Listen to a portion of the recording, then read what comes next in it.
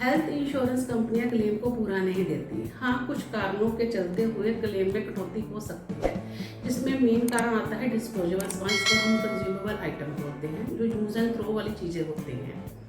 ज़्यादातर कंपनीज को कवर नहीं करती, तो उससे पॉकेट से अपने पैसे लगते हैं कस्टमर की।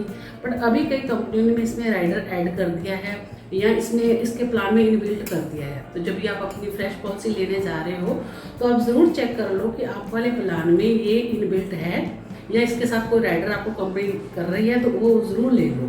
क्योंकि मेन जो पैसे कटने के चांसेस होते हैं ना, कारण, वो मेन कारण ये है डिस्पोजेबल सामान का। सेकंड आ जाता है रूम कैटेगरी। ज़्यादातर कंपनियां रूम की कैटेगरी रखी होती है, किसी में 1% शामिल शो, किसी में 2% शामिल शो, या किसी में सिंगल प्राइवेट एसी रूम। अब जब भी आप इसकी कैटेगरी से ऊपर वाला रूम लेते हो तो उस केस में पॉकेट से पैसे आपके लगते हैं। तो जब भी पॉलिसी लेते हो तो वो चेक करो कि आपकी पॉलिसी में रूम की लिमिट कितनी है, ठीक है। इसके बाद आ जाता है आपका सब लिमिट। अब कई कंपनियों में आप डिसीजेस पर लिमिट लगी होती है, जैसे मान लो किसी ने स्टोन का कराना है तो ₹1,00,000 लिमिट है। अब हॉस्पिटल में बिल बन गया 1.5 लाख का, तो 50,000 अपनी पॉकेट से लगेगा। ये भी चेक करना बहुत ज़रूरी है जब आप फ्रेश पॉलिसी लेते हो कि आपकी कंपनी के प्लान में कोई लिमिट तो नहीं किसी बीमारी के चलते हुए।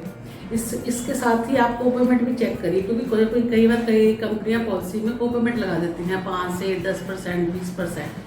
तो ये भी चेक करना बहुत ज़रूरी है कि आपके प्लान में कोई को पेमेंट तो नहीं है, क्योंकि जो भी फिर क्लेम आपका आएगा, जितने भी % की को पेमेंट होगी वो आपकी पॉकेट से खुद से लगेगा, ठीक है। इसके बाद आ जाता है डिफाइंड लिमिट। कई बार क्या होता है कि हम अपना प्रीमियम कम करने के चक्कर में कोई राइडर ले लेते हैं, डिफाइंड लिमिट लगवा देते हैं कि भाई अभी हम अपनी पॉकेट से दे देंगे ये पैसे जब कभी क्लेम आएगा, तो उसके चलते भी आपकी पॉकेट से पैसे लग सकते हैं जब भी आपने कोई डिफाइंड लिमिट ली होगी। इसके बाद आ जाता है जोन वाइज प्रीमियम। कई बार ऐसा होता है कि कई कंपनियों में जोन वाइज प्रीमियम होता है, जिसमें जोन 1 में मेट्रो सिटी आ जाती है, जोन 2 में रेस्ट ऑफ इंडिया। अब बंदे ने policy rest of India zone 2 के प्रीमियम से ली है, और जब वो इलाज कराने गया तो वो जोन 1 में गया, तो उस केस में भी उस बंदे को जो क्लेम आया उसका कुछ पार्ट अपनी पॉकेट से देना पड़ेगा। जब आपका सम एश्योर्ड खत्म हो गया है तो उस केस में भी बाकी पैसे आपकी पॉकेट से ही लगेंगे। आई होप आपको छोटी सी इन्फॉर्मेशन सही लगी हो। लाइक करें, कमेंट करें।